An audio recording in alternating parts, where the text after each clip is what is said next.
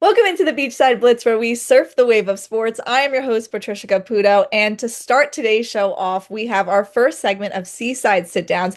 And today, joining me is TJ Defeo. He is currently working with the Florida Panthers as a content producer. So, congratulations on your win, TJ. Thanks, Patricia. Thanks for having me. Really appreciate it. Yeah, I'm so happy that you were able to come on and join me. So, as those who watch hockey know, the Florida Panthers have now won for the second year in a row. So, I kind of want to dive into what your life looks like as you're doing all of the content for the Florida Panthers and what is a long season when you go all the way through the playoffs and then you win and all of the content. So, first, how does it feel to be a champion once again? It's awesome. There's no better feeling than getting and doing all that work that you put in throughout the entire season, and then coming out with a championship. So it's super fun. It's very rewarding. The work pays off. It feels like it pays off at the end. So it's just super cool to do it again. And yeah, we're going for three now. Mhm, yeah, exactly. Three-peat. And with that being said, let's talk a little bit about your career. Before we dive into the past, I guess we can say, let's talk about right now. So what is a current day in your life look like when you're working for the Panthers? Yeah, so right now it's a little slow because obviously we just won. But in the middle of the season, it's a very long day. We have morning skate in the morning, which is when we get our pregame media avails with the players, and we get some B-roll of practicing and figure out what's going on with the team, injuries, who's playing, who's not. And then I usually head to the arena from our practice facility. And then I get to the arena and make sure everything's programmed for the scoreboard for that game. I make sure it's all running well with our presentation team to make sure everything's uploaded to go on our Jumbotron. And then we have a couple hours to chill, and then it's really just into game time. And then game time, my team and me we're on the glass, filming everything that happens on the ice and gathering content to give to our social team and to use for marketing videos, etc., throughout the Florida Panthers. And then after the game, we try and collect that footage and make something cool and get it out to our fans and viewers to give them a little glimpse of what happened at the game. Mhm. And I've interviewed some social media content creators at LSU and things like that when I went to school there. I want to see if what your opinion is on this. Are you looking at the algorithms and the numbers of everything that you do once it's posted and stuff, or do you kind of take a step back and say, I'm not gonna look at this and how many people see it and like it? So it depends. There's some stuff that I just know is gonna just pop off. There are some stuff that I'm like, I want to know the numbers on, and there's some stuff where I'm like, don't know if that's gonna hit, so maybe stay away from that. So I'm kind of iffy. Our social media team usually tells us if it's doing really well or something really popped off, and we'll try and trend to that way and try and keep that momentum up with whatever it was. But besides that, I kind of stay away from it and just try and produce the best content possible. Yeah, that's what I've heard the majority say because it's like you spend so much time on one edit or something and then it gets 10 likes and then the one that took you 10 seconds gets a million. So I could definitely understand that the struggle of the algorithms these days. But with that being said, let's kind of talk about your journey to getting here in the first place. So you didn't really go, as some may say, the traditional route where they're saying you have to go to college and you have to do these things. You kind of skipped that 4 years of college. So can you talk about your experience of how you knew you wanted to do this and when? Yeah, absolutely. So it actually all started out when I was about 13, 14 years old, but I had a longboard, which is kind of like a skateboard, and I traded it to one of my friends for a GoPro. And once I got the GoPro, I just wanted to film everything. And I'll never forget my mom was the most mad at me for doing that. But looking back, it obviously paid off. But I traded the longboard for the GoPro. I started recording everything. And it kind of just took off from there. I just remember filming like skits and everything, and just whatever my friends and I were doing, and I kept doing it and doing it, and I kind of wanted to combine video and hockey because I played hockey all my life. So I decided to try and figure out what could I do with both of those. And I grew up in Charlotte, North Carolina, so there's a AHL team, a minor league team named the Charlotte Checkers, who we had connections with, and I ended up getting an internship with them. And the internship kind of just rocketed my start to my career. I also taught myself a lot off YouTube and just doing tutorials and doing them myself. And just learning every single day. But after I went to AHL and the Charlotte Checkers, I knew what I wanted to do, and it was the best thing for me and the best thing for my career is just getting to actually firsthand learn there and whatnot. So it was super cool. And that kind of just led me to the path of coming to the Panthers. I got a second internship with the New York Islanders, and then from there I got promoted to a full-time position, and I transferred down to Florida, and it's been great ever since. Was there a big difference going from the Charlotte Checkers to the New York Islanders right away? Yes, yeah, 100%. The AHL, there's not as many hands and not as many employees down there. So you kind of what's great about the minor leagues and starting off in the minor leagues is you really get to learn everything because there's not different departments. There's, one or two people that do everything. And it's really cool because you get to learn all that stuff. And that was a big thing for me is I got to learn how to do some creative work and graphic design work. I got to learn to do video. I got to learn how to do game presentation. And that really helped me. And it still helps me to this day of how I, do my job and all that. So it was definitely a big adjustment going from the minors to the NHL, but it helped in the long run. Mhm. And this might sound like a boring question, but I feel like for people who do edit, what softwares do you like? What don't you like? I need to know what are you doing when you're with the Florida Panthers and editing? Yeah, so we use Adobe Creative Cloud. I'm really into Premiere. That's really what I'm using. I am looking to at some point when I have some time to learn a little bit of DaVinci. But right now it's all Premiere Pro and After Effects. Love them to death. Love to learn the new things that come out each year. So I think they're great programs, and if you can really get your skills in that, it's you're going to be a great editor. Mhm. They're my best friend, but I can't do what you do, but I do love the idea that I can go on YouTube when I have no clue what I'm doing and just go, how do I do this on Premiere? So yeah, definitely helpful for again Instagram, socials, but also just everything that you do editing wise. But let's talk about the networking because they preach this that networking is so important. You really have to talk to people, you have to get yourself out there. So can you talk about your experiencing networking and breaking into this field? Yeah, absolutely. I can't talk enough about networking. And I tell it to my team nowadays, I always look, at them and tell them, if you want to go somewhere else and do something else in your career, you still have to network. Networking should never stop. It's the reason I'm where I am today. And it's a huge part of our day to day, really. We should meet everybody and just learn from everybody. But no, I from when I was at my time with the Checkers, there's a man named Ethan Holmes there, and he took me actually with him to the Islanders. And he got a job there and he took me with him. I went with him. And then when I was working for the Islanders, I made some great connections who still all my Islander friends and coworkers I'm still friends with to this day. I was actually at a draft in Montreal in 2022. And I met the Florida Panthers senior producer Dave Courtney there. And when I started interviewing with the Florida Panthers, I knew him, and it was I mean that's networking for you 101 right there. And Dave was great, and when I was doing my interview, he's seen my work and he's talked to some guys that were from the Islanders. So my goal actually, and this brings me back to my job, is I actually every single opponent we play, I always like to introduce myself to their videographers or their social media and just get to know them and even just get a contact or a phone number. You never know where that can lead you one or 2 days in your future.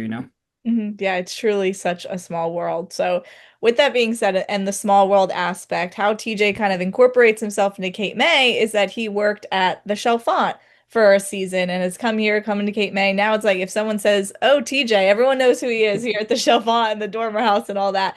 So, TJ, talk about your experience coming down to Cape May and just working and things like that for a season. Yeah, no, I never learned more in my life than when I moved to Cape May, and I owe so much to the Molochs and everybody in Cape May for just my growth in life. But both my parents grew up at the Jersey Shore. One of my mom's best friend's son worked at the Chalfont for years. And I always wanted to do a full summer at the beach and just live at the beach and have fun. And it was the best, one of the best decisions of my life by far. I had so much fun. I met so many amazing people. I got to do videography there as well. And I did some videos for the Shelf on the Dormer House, and we made some pretty cool films there, which was awesome as well. But I can't say enough good things about KMA and the people at the Shelf on. They are truly amazing, and just my growth in my life would not be the same without them. Before this interview, I did watch a little bit of the mini documentary. So he did make a mini documentary about the shell pop, but it was really interesting because it was during that strange COVID time where everything was Mhm. different. And I think even now we just forget about those things that happened. But you described it and showed it and all of that. And it really does incorporate to me the Jersey Shore perfectly, being from the Jersey Shore and knowing all of the crazy fun, so to speak, that can happen um, during this. Yeah, that was one of the funnest things. My coworker Carly and I just told her one day, I'm like, we got to make something of this place. I always said it. I'm like, if someone ever knew what was going on, it would be a reality TV show. But it truly was an incredible summer that first year. I did a second year as well, and then they were both incredible. But I told Carly, I'm like, we got to make something. We have all this footage and all this stuff and all these amazing people, and we got to show it to the world somehow. So yeah, we made a little mini documentary. It's great, and I always like watching it back sometimes, and it brings me back to that Cape May feeling. So. I love it. And you mentioned a little bit about just doing some content for them, doing some content for the Chalfont and the Dormer House. I watched some of that too. And just all of that. How did that help you just in this career as well? Just get those reps in. Yeah, that was a huge point in my career actually, because that was I did the checkers in 2019 and 2020, and then COVID hit. And I had those 2.5 years that I didn't do a lot of video. Like I didn't have a lot of assignments to do or work for a team per se. So it was really good for me to just be able to do those couple videos and stay in touch with it and keep my skills together. And it kind of brought me to a point where I realize this is my first time I'm making these videos alone, that I have to do a drone, and I have to film and edit, So at the checkers, I always had a little bit of a team and a couple of guys working with me. But here it was really like, oh, I have to create my own vision. And how do I, represent the shelf font in the right way, in the Tormer house in the right way, and make those videos for them in the right way, kind of thing. And what about the creativity aspect of all that? Like you were saying, you're kind of doing that yourself. So what goes into that creativity process before you go in and edit a video? Yeah, it's always a feeling, per se. You want to make every video different. You want to give every video its own feel. When I was doing them for the shelf, I wanted to show how historic it was. I made one for the Magnolia Room, and I wanted to show the sisters, and all the newspapers that they have there of the sisters just cooking all their famous meals and all that. And so that was kind of what I wanted to do in that video. And I made one for the Satterfield College as well. And it's just so historic. Everything in Cape May is so historic. And, when I think about Cape May, it's just all the Victorian lifestyle, kind of thing. So that's just the kind of feel I wanted to bring there. And then, sometimes when I'm even doing videos for the Panthers right now, historic videos for the Panthers, I think about that and that feeling of how do I make this historic feeling. And I think every video you make should be different and have a different type of feel. So when you watch it, you're into the video and you're diving deep into it and get that feeling. Mhm. And when you're working, I assume it's 10, 12-hour days sometimes, especially on game day. It's probably ruthless. When you get into this rut sometimes, which might happen for you, might not happen for you, but if you do get into this rut, what do you do to remind yourself? Like, how do you get out of it? I'm in that rut right now, to be honest with you. Yes, I love the honesty. Yeah, no, after a long season, I did it. I did the same thing last year too. After a long season, I have those few weeks. I'm just like, I don't even want to open up Premiere. I don't even want to open up that. Um, but no, I always try and get back to the basics, right? Like think about something new and something creative that I could start with again, or challenge myself to do something different than I have been doing. When I get into those playoff videos and those regular season videos, a lot of them can feel and be the same, and I always want to try and make them different, obviously. But the summertime for me is like that's when I really want to learn more and figure out how to do more and make it new and refreshing. So just try and find like refreshing things. I also think social media is a great thing right now to go. I have a group chat with my team on Instagram, and we just send each other different types of social media videos that other teams are posting or other leagues are posting. And, how can I do that? How can I figure out how what they did and try and do it myself? So, Mhm. And has there ever been a moment? I mean, I know you're doing this, you're saying that you love it and everything, but has there ever been a moment, even maybe when you were with the Florida Panthers, that you were saying, this is why I do it, this is why we're here, and this is why it all has paid off? yeah, I've never felt more relief in my job than when we won our first Stanley Cup, which was last year when we were up 3 games to nothing, and then the Oilers came back and tied it 3-3, and then we went to a game seven, and there was so much pressure, but when we won and the seconds ticked away at the end, it was the coolest feeling. It was just that, like, you don't realize it in the moment, but like you do all these trips and you travel all this time and you put in all this extra work and to make it great. And when you win, it just you get that relief. And I've been on the side of it where you don't, right? The year before we won, we lost in the Stanley Cup final, and I just did all that work and I didn't get that relief because we lost. So it's truly amazing when you win. It's hard when you lose, but at the end of the day, it's such a fun job, and it's such an interesting job that it's just super fun. We have the most fun doing it, and it's always a pleasure to go into work. Mhm. And you mentioned that travel aspect, that weekly you're probably going to different places and all of that. So what is that aspect like of traveling and packing and unpacking? Yeah, no, it's a fun one. Especially last year we went from the doing the cup days when we won our first Stanley Cup. So we were in Finland and Sweden and all around Canada. It was incredible. And then we get back to the season and the regular, I guess, regular travel schedule. And then we actually did a global series last year, which we went back to Finland. So we've traveled a lot in the past couple of years. It's super fun. You get to see different places that you don't usually get to see. I never thought in my life I'd be going to Edmonton, Alberta twice in 2 years. So, but at the end of the day, it's cool. You get a night off here and there, and you go out and enjoy the city that you're in. Excuse me. But yeah, it's super cool. I never thought I'd go to Finland twice. I never thought I'd go to Sweden. So those are just amazing experiences that I would never take back. But yeah, it is a grind at the same time. You're doing back-to-back nights sometimes on the road, and you're flying and landing places at 4 a.m. in the morning. So I will say I've learned that hydration is very important, and when you can get the sleep because it can get really tiring. Do you have a favorite place that you've been? It's hard to beat Finland or Sweden. I would say Sweden. Sweden was incredible. Just the views and the culture and the food was amazing. I know that's great. That's what I've heard too. I've heard great things about that as well. So Yeah. it's awesome that you get to have those opportunities, even though it's a lot of hard work, but at the same Mhm. time, still being able to travel and do all of those things. And kind of one of the few last questions I'll ask you is for those trying to break into the business who might not know where to start, what advice would you give someone who wants to do this and has a passion for this?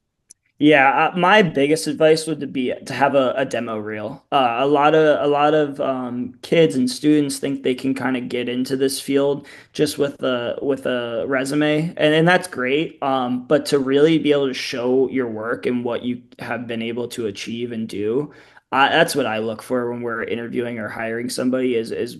That's how I got my job, right? I didn't have a college or a degree on there. I had a demo reel of what I actually have done and shown what I can do. And that's where it got me to this point in my day. So I always like seeing the actual physical work that they can make. That always helps me get a visual on what they can accomplish. You mentioned a little bit with the Adobe Premiere Pro and everything like that, but what would you say the easiest quote unquote way of to break in without maybe spending a whole lot of money or things like that? Like what are the simple things that you can do to make it happen? Yeah, like I started on iMovie. You can really start on anything. The more expensive tools, obviously they're more expensive, but they just have more things. If you can just make a simple movie off iMovie or Aftercut or anything like that, I mean, they're all the same at the end of the day. You're putting footage on a timeline and doing sound and audio. So just to really start off and build your way up, it's everyone starts off on iMovie, I feel like, or something like that, shooting on an iPhone and trying to make it on whatever kind of app you download from the App Store. So just to start off and just get your feet in the water. I mean, that's how you got to start, and then you can start building up that resume and get into bigger programs. Mhm. Yeah, 100%. I think my advisor would say it a lot that I eventually we might just have iPhones, right? There will probably be Yeah. video cameras here and there, but it seems that news productions and all of that stations are really trying to turn to the iPhone as quick as possible. Mm, So it's a nice, easy way to get started, but also might be evolving into that too. But yeah. TJ, thank you so much for joining me. I really appreciate it. TJ has been with the Florida Panthers for their last two championships as a content producer. So TJ, thank you so much for joining me today. Thank you so much for having me. I really appreciate it. Yes, thank you. And this has been the segment of the Seaside Sit Downs. We will be right back on the Beachside Blitz.